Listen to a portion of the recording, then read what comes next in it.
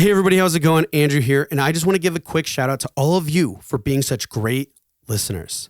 And we know that you're such great listeners because we see it in the subscription numbers. We see it in terms of the new downloads that are coming because those of you that are fans of the show are sharing it with people you know. And that also means that you find that the content we have here, the topics that we discuss, and the guests that we have on the show are super helpful and insightful and give you a lot of value. So again, we can't thank you enough for the actions you're taking and just creating more awareness about indie game movement. And one way that I would love to thank you is, whether you know it or not, if you go to my website, rengenmarketing.com, and sign up for the email list, the welcome email will have a free game marketing plan template. I've had people reach out to me saying how helpful this has been for them. And I also know that it's been used in a college course teaching game development. So if you think this is something that's going to be helpful and valuable for you, please go to Rengen Marketing, sign up for that email list, and get your free game marketing plan template. I promise you won't be disappointed. And again, can't thank you enough for being such great listeners here on the show. With that, let's get right to the show. Hey, everybody, and welcome back to another episode of Indie Game Movement, the podcast that talks about the marketing and business of indie games. I'm Andrew Pappas. I'm going to be your host today, and we're going to be talking about how your process is in your product. Now, your systems and processes as a developer or studio can dictate everything about your project, from how you source your funding to implementing your game's vision and communicating that to players through marketing. It's all done by having systems in place. The challenge with this is we may not always be aware of how each of these areas can be more defined in terms of how it relates to time, resources, quality, and even communication. So today, our guest shares his insights on how clearly defined processes across your entire business can contribute to having a solid product, a great team, and a sustainable studio. So that's what we're going to be talking about right here today on Indie Game Movement.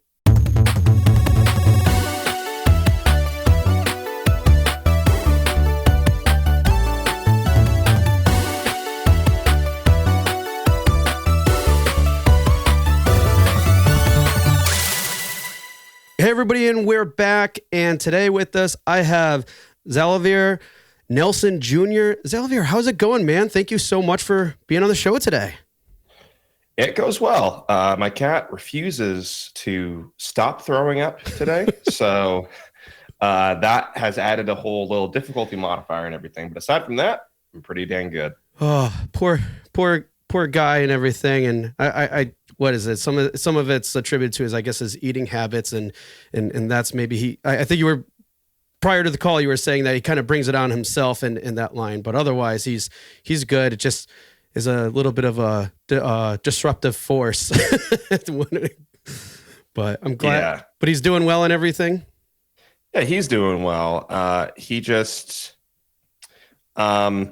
as will occasionally happen with the game production cycle, everything is going bad for reasons that he could have avoided, and he chose to do it anyway, and look for an escape route. That escape route being me and my desire to take care of him. So my suffering is ongoing.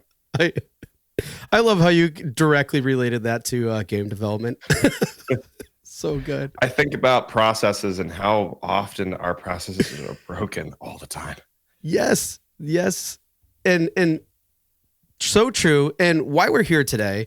But before we get into that, and we will very soon, folks, I just wanted to quickly introduce Xalavier here because there's a lot going on. I'm sure most of you have probably heard of him, but if you're not, he's the studio head of Strange Scaffold Games. You guys have quite a bit of games there, really interesting ones, and other things that you've worked on too. Like Stranger Things VR, Reigns Beyond, Hypnospace Outlaw, an airport for aliens currently run by dogs, Space Warlord organ trading simulator, and you're currently working on El Paso Elsewhere, but you have an upcoming release for a really fun game called Sunshine Shuffle. Why don't you talk about that one a little bit? Because that one's coming up. That's coming up soon, right? The release? It's coming up real soon. We're going to announce the release date and an additional platform that it will be hitting at launch Ooh. in the very near future. Sunshine Shuffle is a narrative poker adventure. It's Animal Crossing meets Poker Night, the Inventory, the Telltale classic that is kind of unprecedented. It's the only time it's ever been attempted. Characters banter back and forth while you're playing cards. In this case, adorable animal friends who robbed a bank 12 years ago tell you how and why they did it so that they don't get executed by the mafia. And also, they let you decorate their boat. Yes. A game where I can decorate boats and try to escape the claws of the mafia, so to speak. Those are the two things you need from every video game. I love it.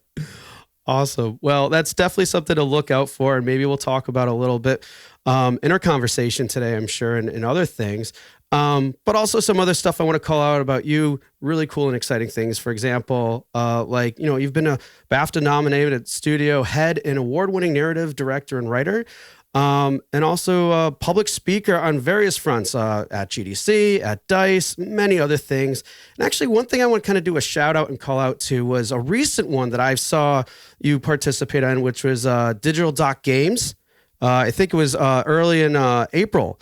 It was they have a Game Changer season, and I watched that video. It was so insightful, and if anybody wants to get a little bit to know you a little bit more, I think that's such a great video to watch as well too. So quick shout out to those guys, and just wanted to call out. That was really a great talk that I saw. So, but you do a lot of great things there. So, anyways, lots of cool things, and of course you have a comic, right? Sherlock Holmes Hunts the Mothman. Yeah. During the pandemic, one of the things I did was finally decide I'd always been deeply inspired by and had my creative process affected by the work of comics. And I always wanted to eventually do something there. And I was like, okay, the way I got into games was by just doing the work and then eventually finding finding a way to work in the space by working in the space. Nice. So I started writing these comics. One was called, I think one of my favorites was called, let me get the exact name. Bring a shot this today. Comic was called so during the pandemic, can I start from the beginning? Go ahead. I'm curious. During the pandemic, I had the opportunity to the game certainly didn't get less busy, but I had always been impacted by comics in my creative process, especially when I was hitting my late teens and I got out of that whole early homeschooler phase of being like, I don't read books with pictures. I realized just how rich the medium of graphic novels and comics was. So I thought, you know what? I'm going to make inroads into comics by doing the work, same way I did getting into games. And I wrote Sherlock Holmes Hunts the Mothman as an episodic miniseries. I wrote this one that I think might be my favorite, called Universal Constant, which is about this young woman named Pip, Philippa Constant. And her whole thing is whenever she dies, she comes back to life. So what does she do during late stage capitalism with that ability? She dies in interesting ways for money. So a window into her life and her experience. Yeah, I did some comics, and every time I released a new comic, it would shoot up to the top of the itch charts and so on. And I'm doing some more comic work now. So I guess it worked. Yeah. And some more things to look out for and stuff. And one, I just want to call out too. It's just like, I love that process and how you were like, hey, if I want to get into this, I'm just going to do it. Cause I know sometimes we might have, reasons why we feel we can't do something because we don't have that level of expertise or experience and everything else. And you're like, well, I'm just gonna make it happen. And I mean, I don't know your history in terms of what experiences, what you had, other than you just had that drive of, hey, let's make it happen. And you did. And here we are, So Yeah, awesome. I also, to a degree, haven't had the luxury of believing that my work or ability to transfer skills would be inherently recognized. So from an early age, I was deeply driven to not just work inside of a space, but be a really active force within it. Have any genre you can mention on my resume, any studio size on my resume, so that if the worst came to the worst, I could take care of myself and my family and say, you know what, I haven't just it's not just that I can do it. I've done it before, or I'm doing it now. Yeah. And I think I passed the 70 plus title mark late last year. Nice. I mean, it's so good to hear that, because I think hearing those things in drive and everything else like that is can be a big motivator and everything. And just to see how you're doing that, hitting those marks and everything, and everything else that I kind of laid out briefly, what you've accomplished is a good sign of that. So it's always good hearing that. But I want to know a little bit more about you too, in a fun way, which means that we are about to enter the Q Box round. And for those of you who aren't familiar, this is just a quick series of random questions I have prepared for Xalavier. And Xalavier, are you ready to go into the Q Box round? If there is anything I'm ready to do, it is to go into a box at literally any time. All right. So he is ready. So first, then, is what is your most influential or inspiring game? I'd say one of them at this point is Resident Evil 7 Biohazard. Okay. Game in its structure, because we had Resident Evil 4, 5, 6. Yep. There's a lot of divided opinions on 6. They're looking at how do we not just use this as a showcase for the technology that we want to use for our future, but also how do you make Resident Evil a relevant game in the public eye again? They did that with a two-pronged business strategy. The first was the remakes, but also this original title that offered something different to the Resident Evil titles before, and its structure and how it addresses past, present, and even future criticisms of the Resident Evil series to be a self-contained statement of intent and a continually relevant entry in the series for that long tail sales, even though it was a one and done game. There's so much I admire about its structure and about the decisions that it makes that and quite a few of the games in the horror space, honestly, things like The Evil Within 2. You could argue that Planescape Torment is a bit of a horror role-playing game. I admire games that have really intentional structures that tell you how to view the game you're playing as if you're listening as you're playing it.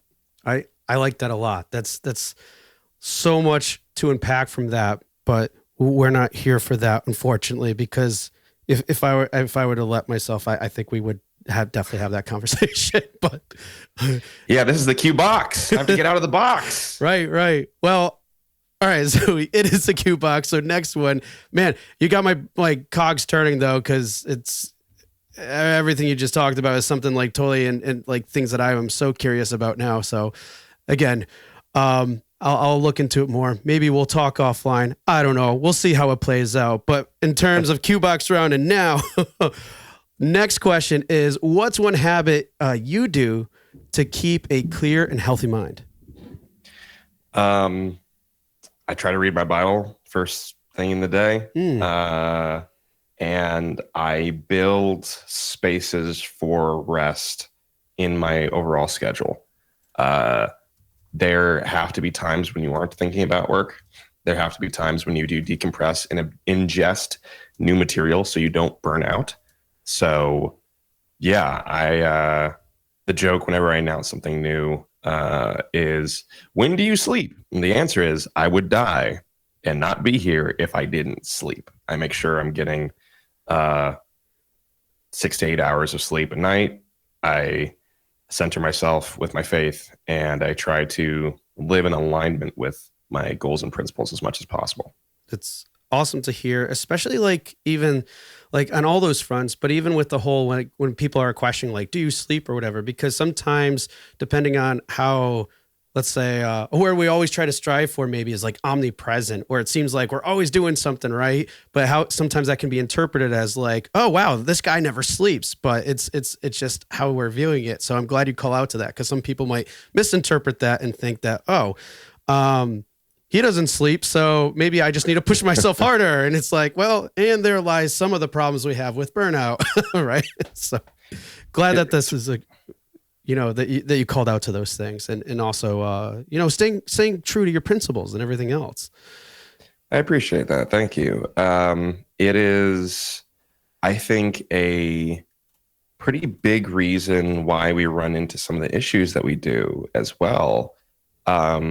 When it does come to, for example, student teams starting up and then destroying themselves, because they look at GDC advice, they look at what creators that they respect are saying about their process, and they either assume things or they go like, oh, they said if you just make a great game, it will sell, so we're just going to make a great game, and they ignore all this other context. This is one of the quotes I dislike most in the world is, a rushed game is forever bad, but a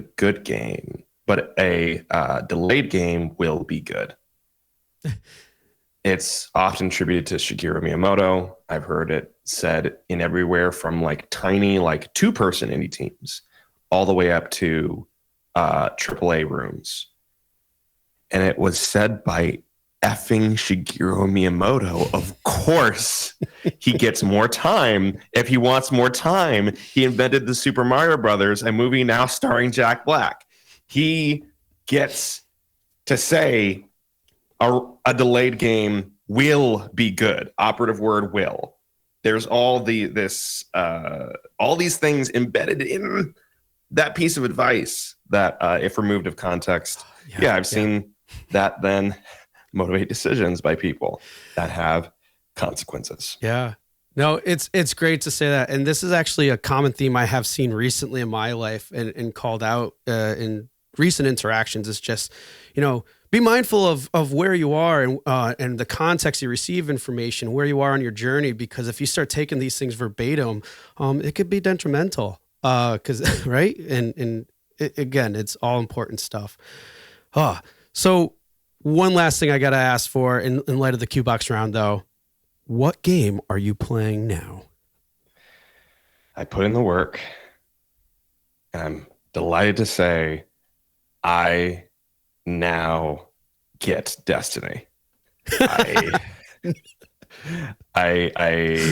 was a long journey, but the team is, you can actively see how much they are attempting to fold people into a game and a universe unlike anything else out there.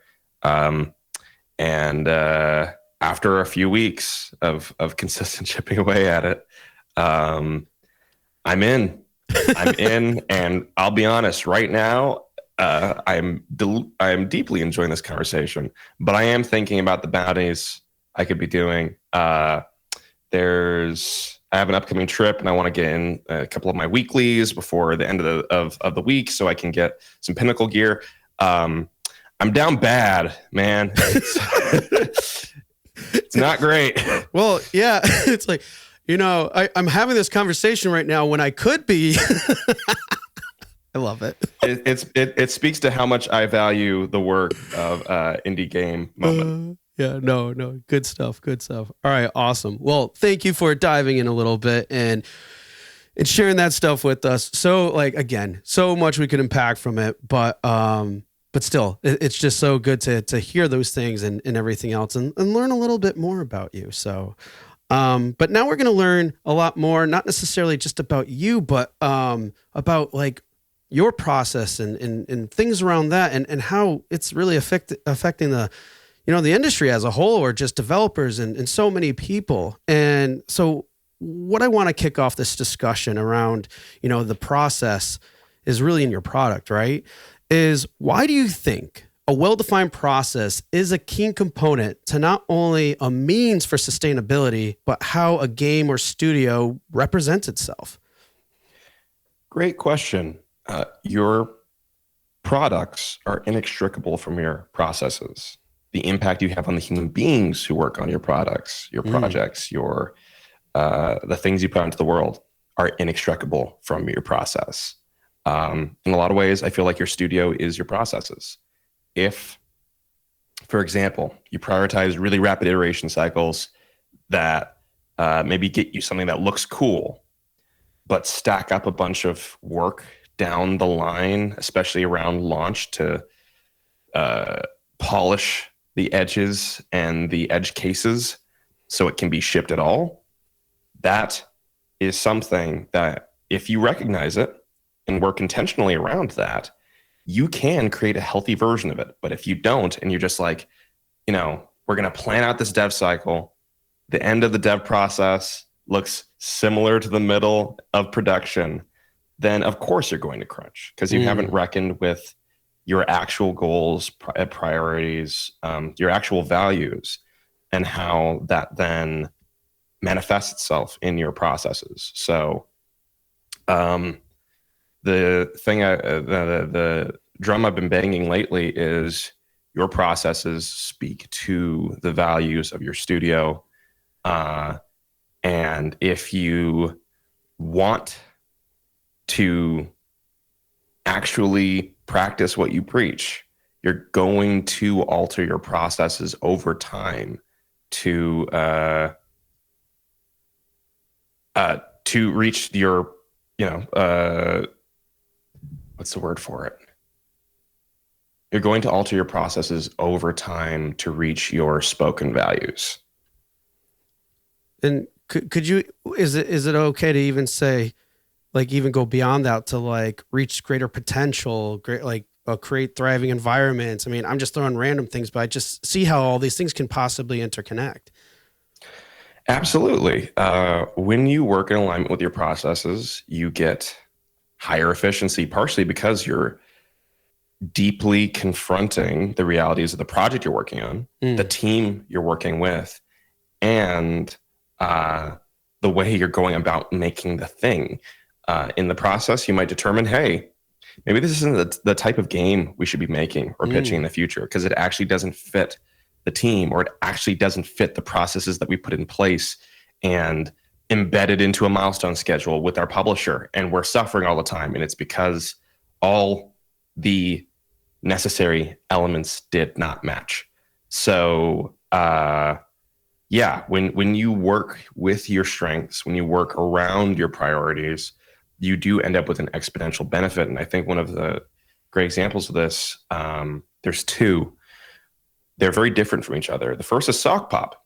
Sock Pop has their Patreon. They have this practice, which I believe has slowed down, but before it was like a game a week, right? Or two games a month. And they built those games to fit those limitations and what they had previously made and had tools to build as a team, as well as like what they wanted to make now. And every single Sock Pop release fits the mold of their processes. So you have a giant hit like Stacklands, and then you'll have a game which might get 5 Steam reviews instead. And it doesn't matter because they're operating holistically and they get to have enough of a enormous output to account for the losses and the successes, particularly with the community engagement they built up. Take the works of New Blood Games as a direct contrast. And they will spend 8 years on a game to make sure that when you fire a gun, the brass that is ejected from the magazine recoils the right way off of the wall because of their emphasis on polish. But they, again, build community strategy directly to align with those processes. They take the situation that they're in, having now several hit games, in order to bolster games new and old and to directly support that type of long-term iterative dev cycle coming from a immediate high concept. They are working in alignment with everything they say that they believe and everything they value in games. And you see that has, again, an exponential impact. They find their people and their people commit to them hard, because it isn't just a game studio. It is a game studio that in every aspect of its projection into the world, from its projects to its communication, is embodying values that people can connect to. It even keeps out the door some people who would otherwise be toxic in that community. Because if it's a strong enough manifestation of values, people can connect to it, but also say, hey, that's not for me. I don't play New Blood games. They're losing out. But it also means those people never end up being a part of the wider conversation around their games. So you don't get this kind of thing that happens around sometimes the most popular titles, where the game has objectively sold enough money to make Bobby Kotick smile for 0.5 seconds. The game is doing real dang well. But all of the conversation around that game is this mixed morass of hardcore defenders and then people who are buying it but talk against it. They're hate playing, hate commentating. If your game is a really strong, strong concept of itself, it gives people something to love and something to hate. And when you extrapolate that to the team and to the studio, again, you just have this exponential amplifier of impact on every level the more you are working in concert with yourself. You know, those are such great examples. And the reason why I call that out, because one, it's like, we tend to think of process as like, oh, here's a system, we follow it, whatever, right? And Sock Pop, as you defined, has its own system in place. And then you also, but with New Blood, it's like you said, like each of them kind of look at things holistically, but in their own way, and as it kind of defines their objectives, their vision, their values, and everything else. And I think a lot of times that those types of things aren't necessarily thought about or considered, or maybe just they are, but not necessarily in kind of how you outline them and describe them. And again, that's why I think those two studios are such great examples, because it's just saying, well, you don't have to do it like this or that, but this is how one way that these people are doing it and how they're applying it, how they're looking at it from a different angle, and really taking that process is such a more broad term than I think we typically think about it. Cause I think at face value, it's like, oh, process with development, but it's so much more, especially like you said with New Blood, cause community, right? Like that, but it carries over to community. It is simply not just about the dev cycles and that. But with that in mind, I want to kind of lead into something, because you got me thinking more and about this, because it's like, I want to kind of talk a little bit more about what you're just sharing there in terms of like learning, implementing, and even improving those processes and how they relate to some of those things you were just talking about. Because honestly, establishing a clear and defined process, let's face it, can be a process in itself, and probably is a lot more work than we would like to admit and be like, oh, we don't want to do that. But anyways, with that being the case, how do you go about learning systems you're confident in and implementing them and iterate from them? So the way I go about implementing systems and processes that I am confident in is, first off, a lot of self interrogation and questioning. What am I doing? Why am I doing it? Does it make me happy? Is it something I'm good at? Is it something that I can efficiently scale up or down? Should it be scaled at all? Starting from that place of self-knowledge and evaluation, I'm looking at my resources and my capacity. Do I have the time to do X, Y, or Z? Sunshine Shuffle is a game that has some branching dialogue, but very little because it's telling a single central strong story, one. And two, I know that when I was early in my career, I did a lot of branching narrative and dialogue. It is not something that particularly brings me joy. I work on it still for clients. I'll still sometimes do it myself, but I keep it limited to the range in which I will not go mad because I know the process and what it results in, 3 times the amount of work, if not more, considered at every stage of the process so that the player will look at one route and be like, oh, cool, I could have done other things, never play the other routes. That isn't how, that isn't something I consider efficient or super effective for how I make things. So I don't pitch giant branching nonlinear narrative games. I pitch things within the scope of the things that give me energy and that allow me to do my best work as directly and efficiently as possible. So yeah, the way I go about building systems is self-interrogation. I look at the resources. What can I afford? What can I personally afford in terms of my own expenditure of effort and capacity? I look at the team members or potential team members I'd be working with and ask what they value. Sometimes directly, often directly. Hey, is this a project you want to work on? Are there concerns you want to have with it? One of our upcoming projects had a vision pivot because we were really excited about the original concept, but we brought it to a member of the team and they started talking about, you know what? I'll just say the concept out loud. It's called Party Horse, or it was called Party Horse.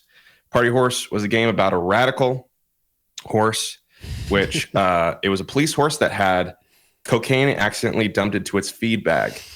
And it stole its rider's glasses, became cool as hell, and went on a rampage throughout the city. And we considered that there might be multiple playable characters. And so we talked to some of our team members about this concept, and there was people who really dug it. But one person had experience with recreational drugs, unlike the rest of us. And they just talked through their experiences and what they'd observed. And at first, it was really funny to consider, oh man, what if there was a raccoon on heroin? And then you hear about, heroin from direct observed experience. It's like, well, dang, whew, that's a lot. And the developer we were working with voiced that, yeah, I wouldn't be comfortable, especially working on anything that had the inclusion or especially positive depiction of downers. And I was like, you know what? That's enough reason for us to take the core designs of this game and shift into a different concept entirely. Party Horse is not dead in my heart. There will be a form in which we bring it to life, but it's going to carry forward the legacy of everyone who's touched it and commented upon it, including that person, and how we depict a raccoon doing heroin, which is, we aren't. I'm not going to do that. Never say never, but it's pretty certain I'm not going to be doing a raccoon on heroin. So yeah, operating from, it sounds very simple to the point of being a little bit banal, but you would be amazed how often we work in contradiction with ourselves. And we will observe a several year dev cycle and say, man, we never want that to happen again, and pursue all the processes that make that happen again. So I look at what I've got, look at my resource capacity, that of my people, what I value and what I need, and I move from there. And because I've had the opportunity to observe so many dev cycles as well, operating from my values, it means I have a big store of knowledge and experience to pull from directly in further fine-tuning and hopefully hitting the bar with our intended process first time out. Yeah, and you know what, and I won't, maybe for lack of a better words, but I think that in a way was really good in sharing that, because in a way it seems like it's a little bit of an extreme, right? Because it's dealing with a topic that could be, very impactful in a negative way to some people. But how often do those types of conversations not happen with even things that don't seem as that they could be as negative as, talking about drugs in a comical way, right? But where teams just go ahead and lead with this concepts, ideas, without really consulting or even asking. And I know sometimes we're like, well, if there's too many cooks or if there's too many opinions in this, but it's still probably there's a right way to approach it. And especially in what you provided, that was a really good way, because again, it still goes back to your values and sharing that vision. Because if people aren't aligned with it and everything else, how does that affect the process? It could, like, if you went forward with that, and it sounds like you're, for the definitely most likely not going to be doing that exact thing, with heroin, raccoon and everything else. But if you went forward, how would that, like, like you said, it would contradict with your values. It might contradict. It could create, without even realizing it, like toxic. Yeah, making it a non, like changing the culture of the work and the environment, right? Like it's just amazing how often this probably happens on a regular basis, because we don't think about what could come out of this by not looking at our process or not aligning it with our values and things like that. I've known teams that years into making a game had a conversation with each other and went, wait, you don't like the game? I don't like the game. I thought you liked the game. Years into their process. Or as sometimes unfortunately happens, you've gone through pitch cycles. What you need to make this game is a publisher. You've pitched to all the publishers. The game does not have the support it needs to be made. I've seen people grind for years being like, I got to tell this story. I got to make this game. Well, you can't do that without publisher support based off of the type of game you're making. You either need to pivot away from it in order to receive that publisher support, or you have to accept that you're going to be grinding and spending your own money in order to eventually maybe have someone join you down the line. And that might not even be feasible for your project, but that's what you're committing to. Yeah. One of my favorite examples of this is there was a band called Death. It's known as basically like the first punk band. And it was a group of black brothers. They were going to get signed by a major record label. Take punk years before punk had really been codified as a thing into the national consciousness. The one thing is the publisher was like, hey, the record label rather, it's like, hey, band can't be called Death. We aren't going to sell. This is the 60s. We aren't going to, or the 70s or whatever. We aren't going to sell records that say Death on the front and then some other stuff. That would be weird, wild, untenable. The brothers looked at that and they said, this name means a lot to us. We are not going to change it. That meant that they did not explode to the degree they could have. That meant they didn't get the record label. But nonetheless, they made a decision knowing the consequences. And perhaps this is a somewhat cynical view built from years of just seeing it done differently to the detriment of all parties involved. But I would rather see a poor choice be made intentionally than a correct choice made accidentally. Yeah. Because a poor choice can be examined and iterated upon and changed. The accidental perfect choice, you don't have anything in place to make sure that happens again.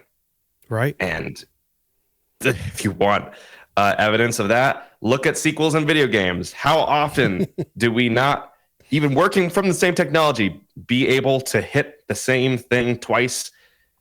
Because we make a lot of really cool stuff on accident. And I don't want to do that.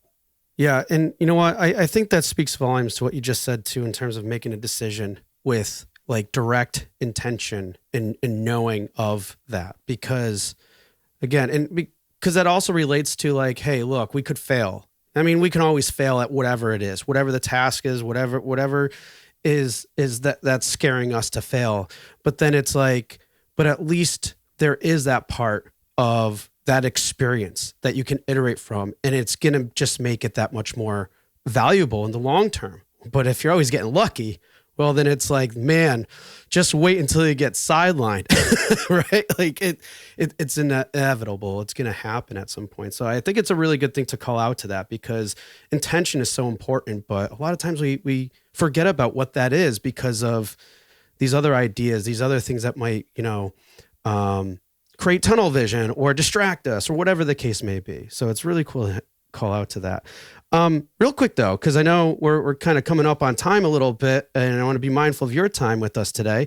Few things I want to go into real quick. One is we talked earlier about like different processes, how it can be applied across the board. Because I mean, honestly, game development is very multifaceted. So what are certain ways that these can be applied? You shared some, but what are other ways that this can be applied in other aspects of a studio's culture, in terms of like, not just the culture, but also like maybe you mentioned some about the game's design or actual development, but what about like things like marketing or other areas? I mean, what are some quick examples you could provide for this and how this could apply across the board?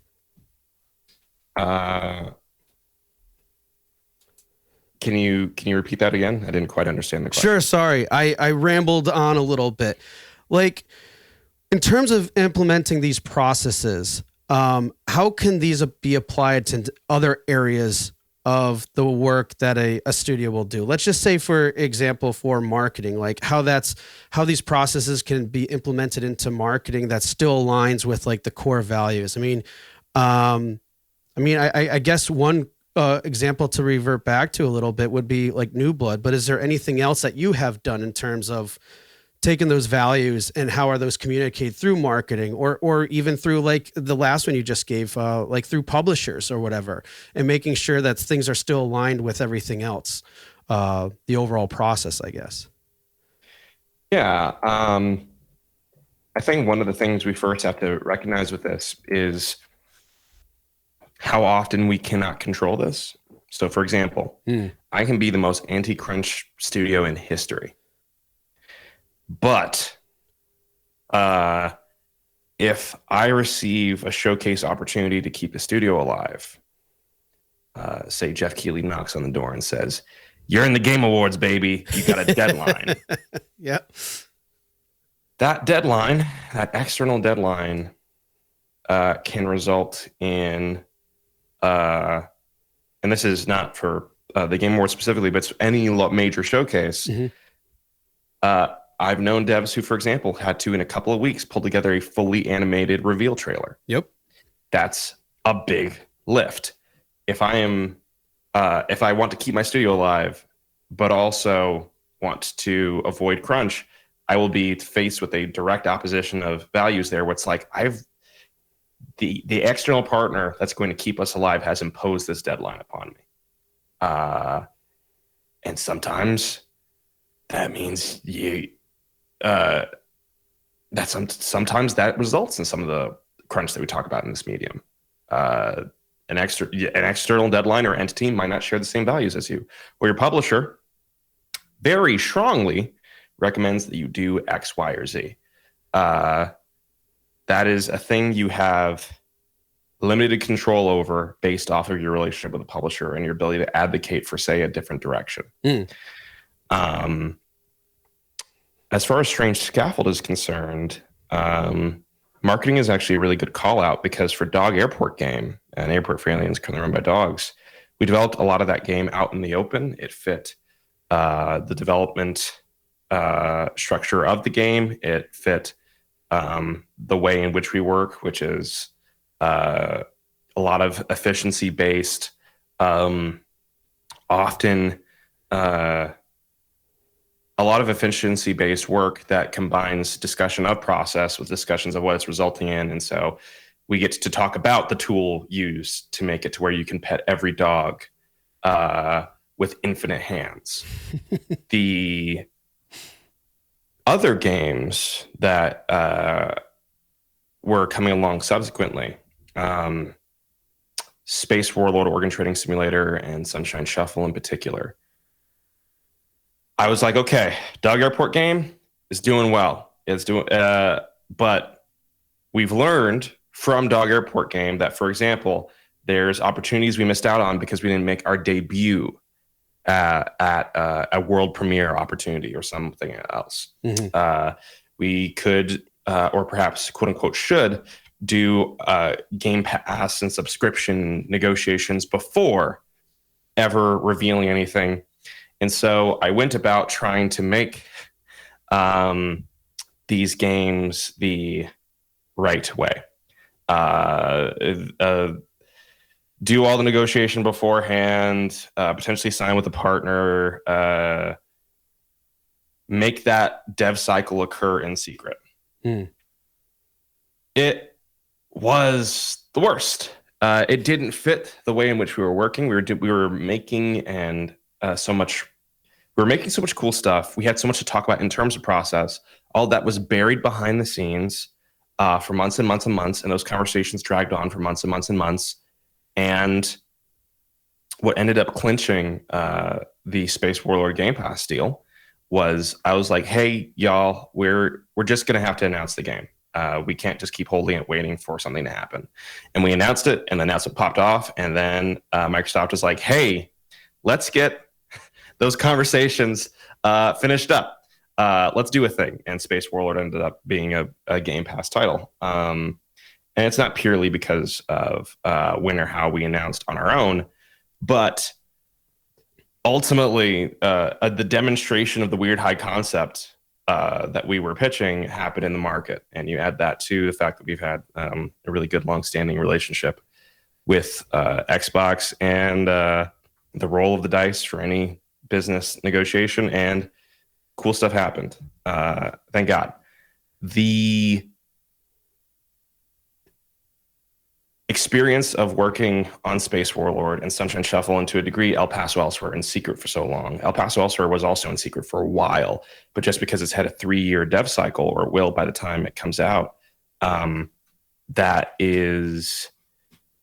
we've had like a year and a half to talk about the game, if not more. So that's all to say, we did it accidentally in a way that fit our projects and what we wanted to see and bring into the world with Dog Airport game. We did it in an alternative, traditional way with our next 3 public titles. And it was a mismatch, as well as carried the risk that at any time that we announced something, we do high concept, auteur, weird things that hopefully are also palatable for a mainstream audience. The idea that a Hades 2 gets announced at the same time that we do anything blows us out of the water, erases our entire narrative. So what we've returned to is now intentionally, we're talking about things within the studio, and we're going to start revealing stuff way sooner. As soon as we have a Steam page and a trailer, we're going to start talking about our games. We've got, alongside Sunshine Shuffle's release very, very soon, we're going to be doing a game announcement next month, and probably announcing just about the rest of our slate before the end of the year and before even the release of El Paso Elsewhere. And that's because we've looked at the total market landscape. We've looked at where we are. We've looked at what brings us the best survivability and what aligns with our strengths. And the long secret dev cycle and the splashy reveal moment, and then the 1 month high churn, high volume lead up to release, that ain't it. That isn't what will or has worked for us, either in terms of business or in terms of our personal creativity. So we're moving away from that now. We've seen several sides of it, and everyone's going to have a different answer. Everyone's going to have a different process. Everyone's going to have different levels of control and resources. Yeah. Operating from those things at least means that you'll make logical sense and have something to be able to calibrate in the future. Right. And what works for you or your studio or your team, etc. Absolutely. Yeah. Awesome. All right. So I know we're coming on time, but there's one thing I want you to, if you can, dive in a little bit quickly here, because you shared a little bit earlier, and I'm just really curious to know this. When you talked about your team and being mindful of your team and how what they're working on can relate to not just the values of the overall the studio, but also their values or what's important to them and whatnot. When you're looking for like different team members or whatever, working with different people, partners, whatever, are there particular qualities that you look for them? And are these qualities, are they relative to helping you, let's say, refine your process? Is it to cater to specific goals? Or would you say that there's even potentially a bigger picture to strive for? Like, what does it look like when you're looking at potential new team members to work with, to be part of the team? Or what are those qualities that you're looking for? And how do they align, I guess, with the overall studio? So this has also been, in full transparency, a learning process. At first, I was like, Strange Scaffold is so flexible.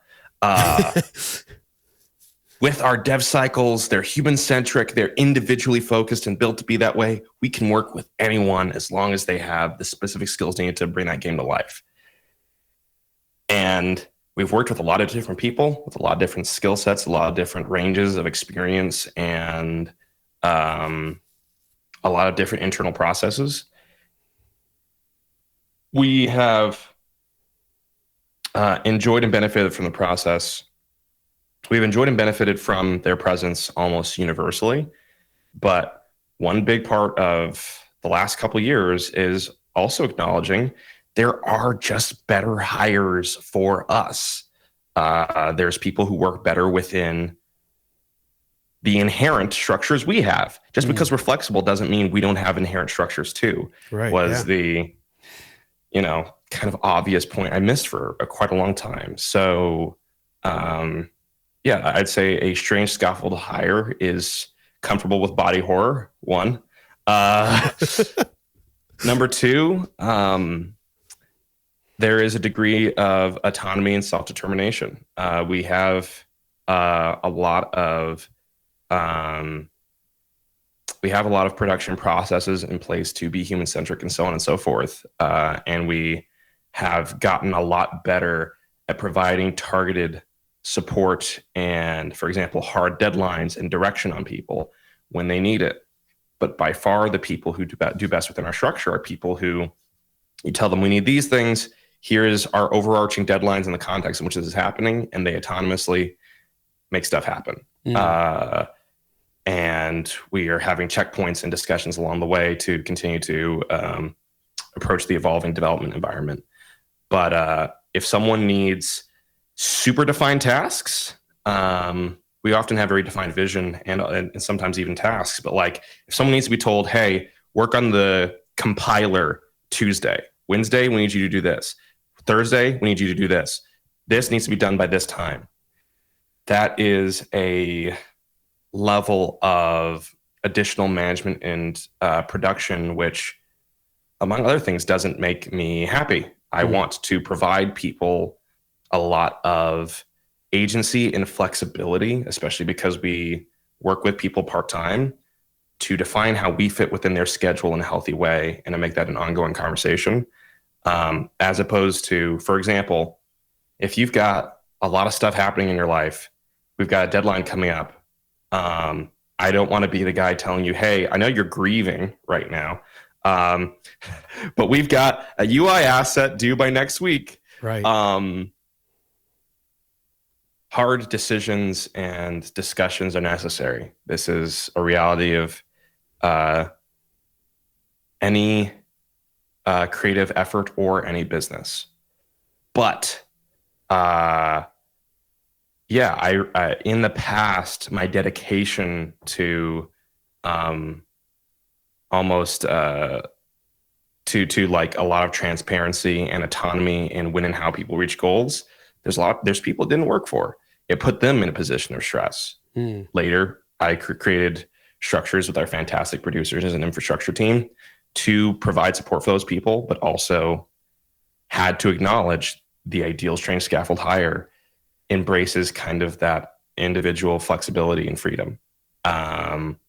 And that, among other learnings over time, I don't advocate for strange scaffold as the ideal model for the entire industry, or as an objectively ethical model or a place where we always get things right. But we are, for quite a few people, providing the healthiest and most efficient dev environment they've seen. We're consistently releasing titles. They're consistently visible and interesting and exciting and focused. And then we've got another one right around the corner. So what I'm advocating for here is not the strange scaffold model, but for people to intentionally accept and vocalize the advantages and drawbacks of the models they're pursuing and how they're pursuing it, and to approach that intentionally. Because when we put a standard, an objective marker or evaluation of how a game can be made or how a studio can be operated, we discard an immense amount of talent, and we say implicitly who can't make a studio anymore. If the standard is, for example, every developer must be able to give 100% 4 days a week. That's the way our studio works and how all studios should work, actually. What if you have something that knocks someone out of commission? All of your processes are built around them giving 100% 4 days a week. Right. What if they're parents? What if they're about to be parents? What if you don't have the money for that? Us saying that's the only ethical and correct way to make video games says you can't start a studio, says you, expectant family or current family, you don't belong here. You, grieving developer, you need to shut that inside and keep working, because there is no flexibility for you to rearrange your time to fit something else. Right. For a supposedly young medium, we sure do talk really, really stridently about how you should make a game. I think individualized models, structures that are vocalized so people can know what they're opting into working with an entity are core to avoiding the human pain and suffering that means we have an increasingly small and disgruntled pool of survivors making the projects that bring so many people joy and burning themselves out in the process. Yeah. No, really great summary and explanation of all that, and just a lot to take from. And if I were to kind of distill it and really boil it down, it just sounds like when creating these processes, especially across the board, leading with an intention and also having empathy, and how those processes, how are they going to relate to people, how are they going to relate to everything else, is probably, but it's simple when you boil it down that way, but it's not easy. And this is worth saying as well. If you don't like what your processes actually, if you are to verbalize what your processes encourage or result in, and you don't like it, you should probably change that process. Because you might be like, but wait, when I say the way our studio works or what it actually values based off of the way it currently functions, that sounds bad. It might be. And that is not a indictment. That's a learning moment. Right. Yeah. I'm glad you said that, because what was it? Going back quite a bit, I used to be a writing tutor. And it was so funny when other students would come in and they're like, well, this needs work. And I'm like, okay, I'm looking at this, but what are you trying to say? and they're like, well, I'm trying to say this. It's like, then write that. They're like, oh, I didn't know how simple that could be. It's like, yeah, but but it's like the same thing. It's like, what are you trying to do? What is your intention? Well, it's this, but what it sounds like or looks like is you're doing the opposite. So sometimes I'm so glad you called that out, because sometimes it can be so simple. And again, it calls back to your example this saying, like self-evaluation. What are these questions that you're asking yourself, and asking yourself those things all the time? So that's what we learned with the building more explicit production structures for people who needed it. Because I kept going like, but we've provided them with freedom and autonomy, and we've given them strong directive, and we've been transparent about the overall process, and they fit into it. This is working really well for other people, but it's not working for them, or it's only sporadically working for them. And I was like, oh, what we're saying is that we support everyone, but actually we do not have the structures in place to support everyone individually. Right. Yep. So I